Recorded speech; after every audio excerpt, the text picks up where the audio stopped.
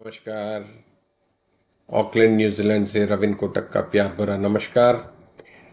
आज हम कुछ प्रश्नों के जवाब इस वीडियो में देंगे। सबसे पहला प्रश्न आया है कि ये ब्लॉकेजेस क्यों होते हैं और इसका निवारण क्या है। तो एक साधक ने पूछा है कि किस कारण हमें ब्लॉकेजेस होते हैं शरीर में, जिसकी वजह से हार्ट अटैक, कहीं पाँव में कभी हो गया तो पाँव में दर्द आ जाता है, कभी जहाँ जहाँ ब्लॉकेज होता है वहाँ दर्द हो जाता है। तो ये ब्लॉकेज होते क्या है और क्यों होते हैं, तो हम ये जानेंगे कि ब्लॉकेज का मूलभूत कारण क्या है। वैसे तो हर बीमारी की जड़ खाना ही है, लेकिन खाना यानी कुक फूड जैसे खाते या हम पैक्ड फूड खाते हैं, जो भी पैक्ड फूड प्रिजर्वेटिव के साथ होते हैं, वो जो भी खाते हैं वो शरीर के लिए नुकसानकारक होते हैं।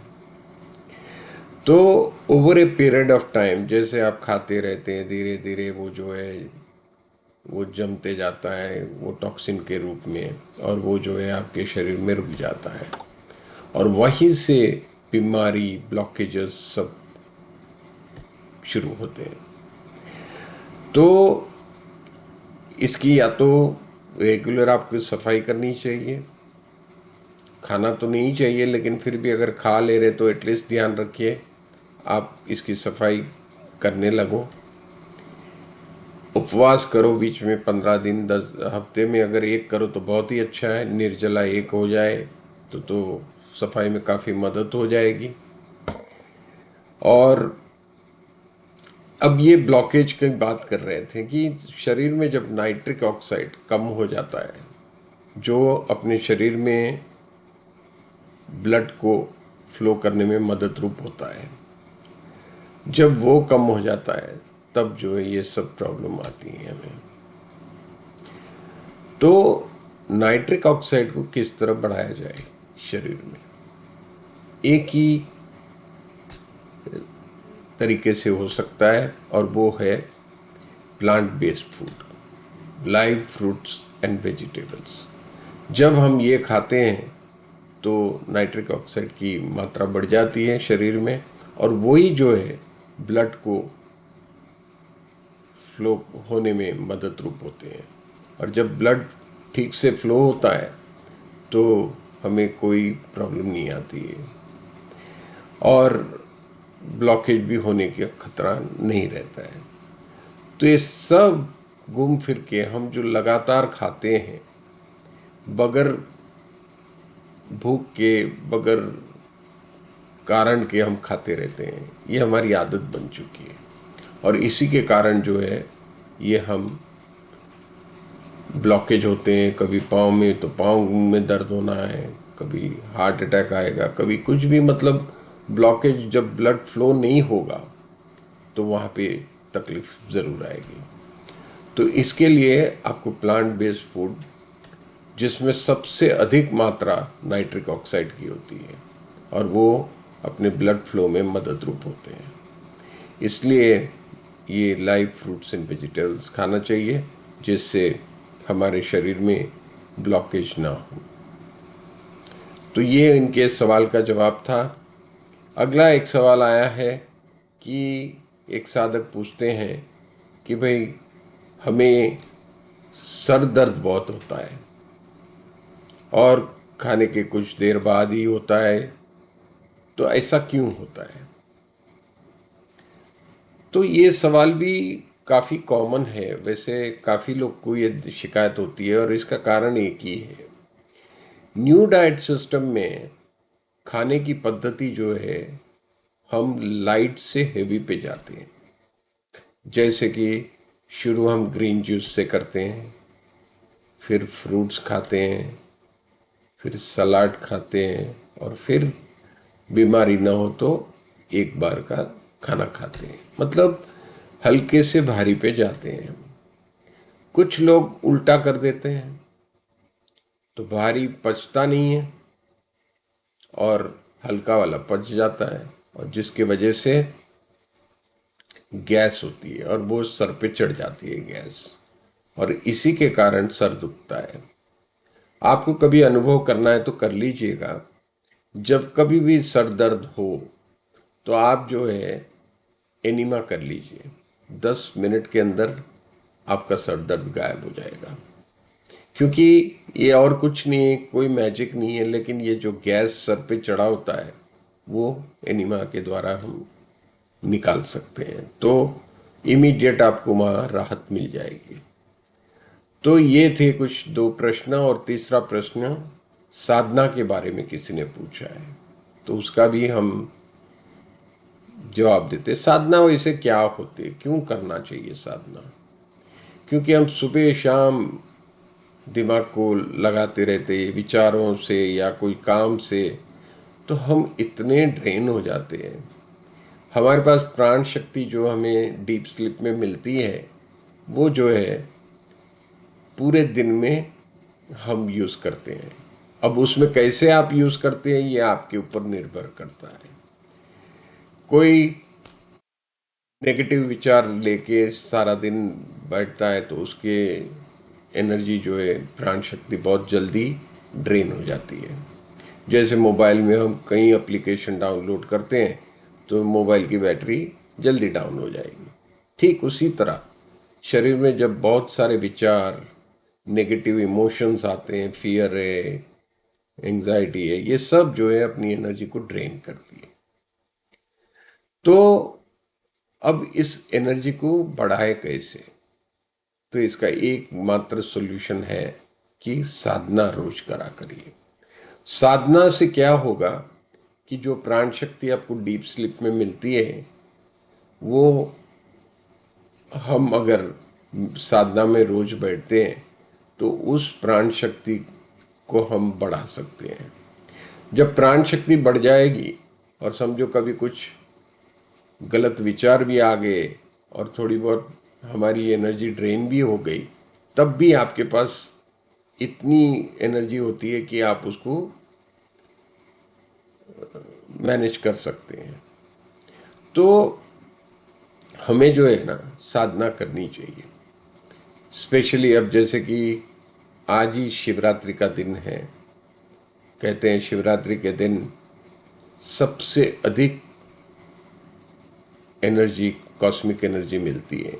तो आज के दिन अगर हुआ, सभी को करना चाहिए।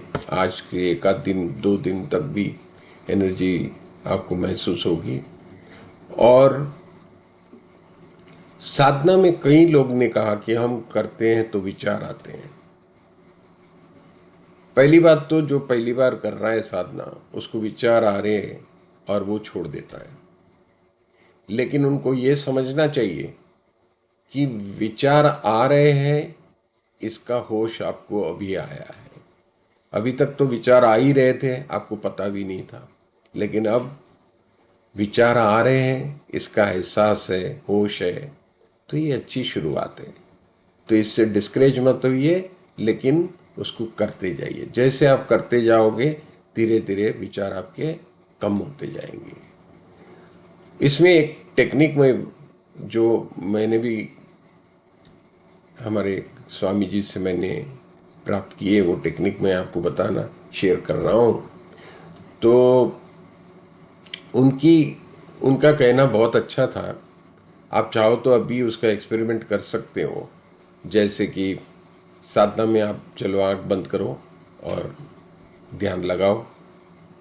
अब मैं बोलूँगा कि आप आज ध्यान लगाओ एक पिता बनकर या एक माता बनकर। आंख बंद करके 2 मिनट आप ध्यान लगाओ, देखो क्या होता है। पिता और माता जो भी होंगे, बच्चों का ही ख्याल आया होगा। अब आप जो है बच्चे बन के देखो, तो माता पिता आएंगे। भाई बहन बन के देखो तो भाई बहन आएंगे विचार में।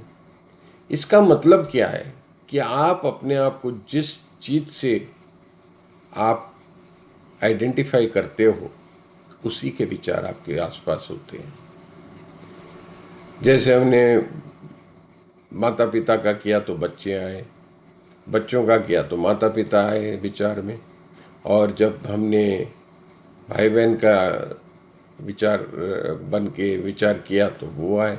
विचार तो नहीं किया हम साधना में बैठे, लेकिन जब हम अपने आप को एक आइडेंटिटी में रखते हैं, उसी आइडेंटिटी को जोड़ते हुए विचार चलते हैं। तो विचार ना आए वो कैसे करें? तो आप एक बार ये सोचो कि ना मैं माता, ना पिता, ना भाई, ना बहन, मैं कुछ भी नहीं हूँ। और आंख बंद करके ये सोचो कि आप कुछ नहीं है, और आंख बंद करके आप बैठिए तो देखना, क्योंकि आप कुछ भी नहीं है, आपके पास कोई आइडेंटिटी नहीं है, तो आपके पास कोई विचार भी नहीं आएंगे। तो ये बहुत ही बढ़िया मुझे लगा था, तो मुझे लगा मुझे आपको शेयर करना है। तो वो एक आपको करना है। और एक क्या है कि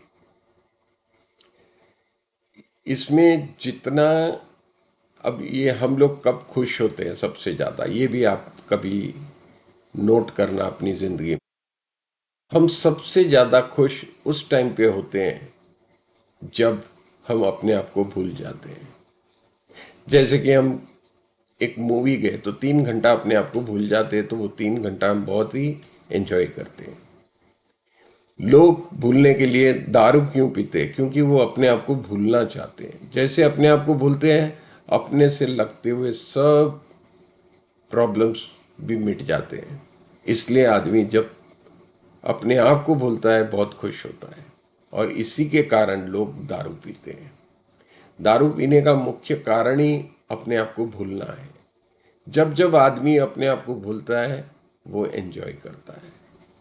तो आइडेंटिटी से ही सब विचार और सब तकलीफें आती हैं।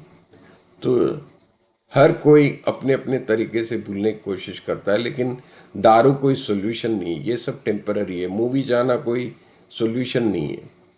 अगर आप लगातार अपने आप को भूलना चाहते हैं तो रेगुलर साधना करिए और इसी में करते रहिए, ताकि आप इतने उसमें डूब जाओ कि आपको अपने शरीर का एहसास ही नहीं रहेगा। जब, क्योंकि हम तो अपने आप को शरीर ही समझते हैं, तो जब शरीर का एहसास नहीं है तो विचार ऑटोमेटिक नहीं रहेंगे। मैं जब नहीं होता है तभी सब कुछ होता है। तो यही सभी से एक निवेदन करूंगा कि एक बार जरूर कोशिश करिए इस तरह साधना करने की। आपको देखो बहुत ही अच्छा लगेगा और बहुत कुछ प्राप्त होगा।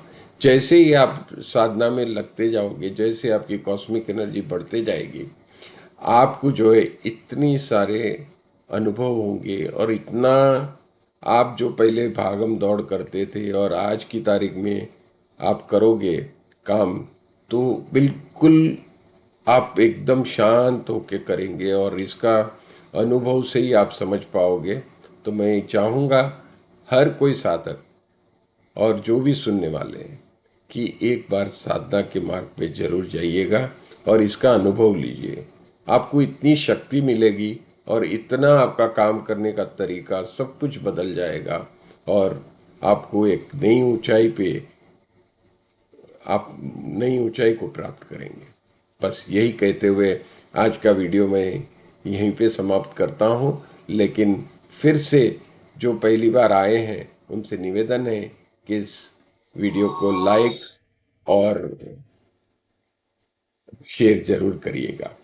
बहुत बहुत धन्यवाद।